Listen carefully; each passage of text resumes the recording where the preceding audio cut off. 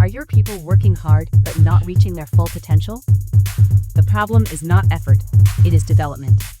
At the Modern Observer Group, we transform workforce development into real performance.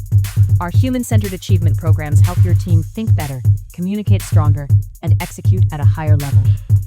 That means higher employee engagement, stronger leadership, and measurable results across your organization. If you want a workforce that performs, leads, and delivers, it is time to invest in your people. Visit modernobserver.com and discover how the Modern Observer Group helps you build a workforce that wins.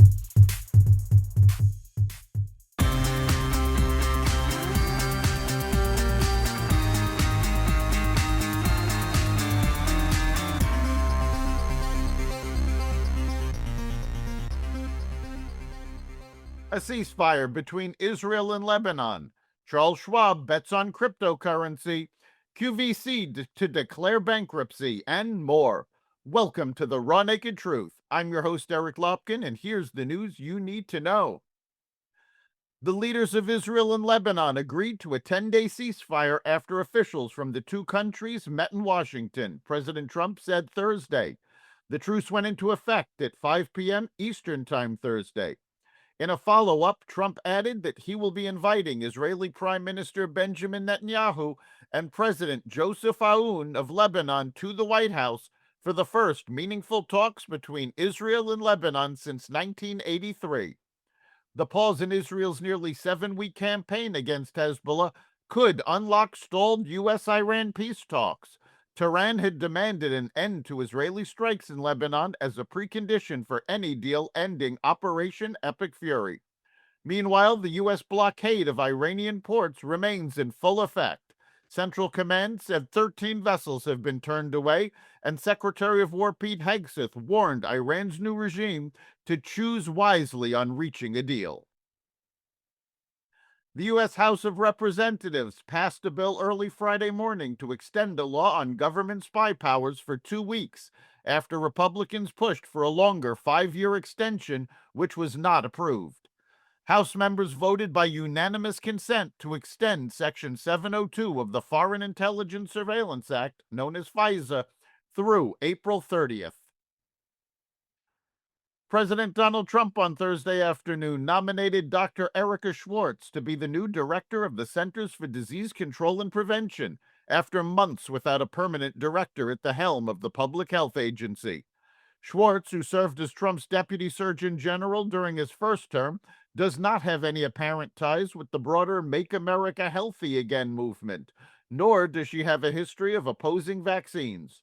Schwartz, a Coast Guard Rear Admiral, served in the Public Health Services Commission Corps for 24 years. She earned her medical degree from Brown University in 1998 and holds a master's degree in public health from the Uniformed Services University of Health Sciences.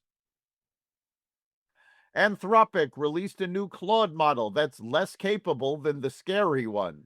Yesterday, the AI company rolled out Claude Opus 4.7, which it says is the best publicly available model yet.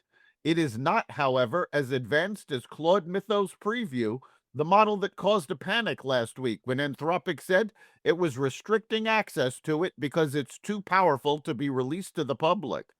A number of tech companies, including Microsoft and NVIDIA, are currently working with Anthropic to detect cybersecurity vulnerabilities within Mythos before it's made widely available. The White House reportedly wants federal agencies to start using Mythos. Charles Schwab will start rolling out spot crypto trading for retail clients in the coming weeks, starting with Bitcoin and Ethereum, the company said Thursday. Over time, Schwab plans to expand the platform with additional cryptocurrency, as well as transfer capabilities for deposits and withdrawals, allowing clients with existing digital asset investments to bring them into the Schwab platform. Digital assets will be kept in a separate crypto account through Schwab Crypto, offered by Charles Schwab Premier Bank, linked to their brokerage accounts. CSPB will serve as the custodian of clients' digital assets, responsible for safekeeping and record-keeping. PepsiCo's price cuts boosted sales, according to their first quarter earnings report, which showed that revenue spiked 8.5% to $19.4 billion as the company cut prices on snacks like Lay's and Doritos. After implementing a series of price increases in 2022 to counter inflation, the food giant changed direction last year, slashing prices for several of its signature brands by as much as 15%, while under pressure from an activist investor to boost sales. Sales were also helped by new lines without artificial colors and flavors. The company also announced it will be rebranding its Gatorade line to target a broader audience. The owner of home shopping network pioneer QVC, which for years garnered the attention of millions of TV viewers looking for a deal on baubles and housewares, is planning to file for Chapter 11 bankruptcy protection.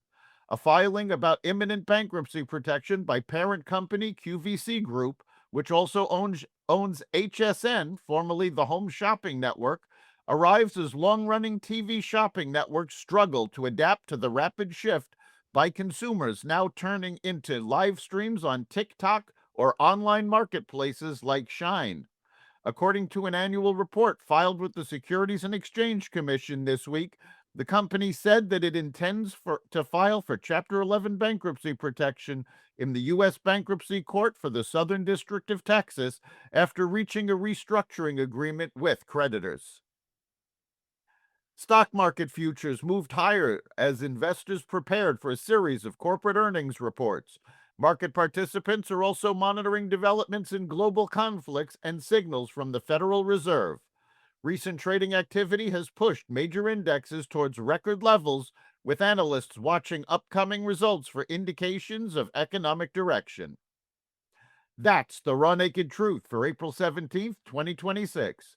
You can catch every episode of the Raw Naked Truth Daily News Brief, as well as our sister podcast, Carnivore Radio, with news analysis and commentary, and the rest of the Xvadio Podcast Network at xvadio.com, the Apple Podcast app, YouTube, Rumble, Spotify, iHeartRadio, Audible, Amazon Music, and other platforms that respect freedom of speech.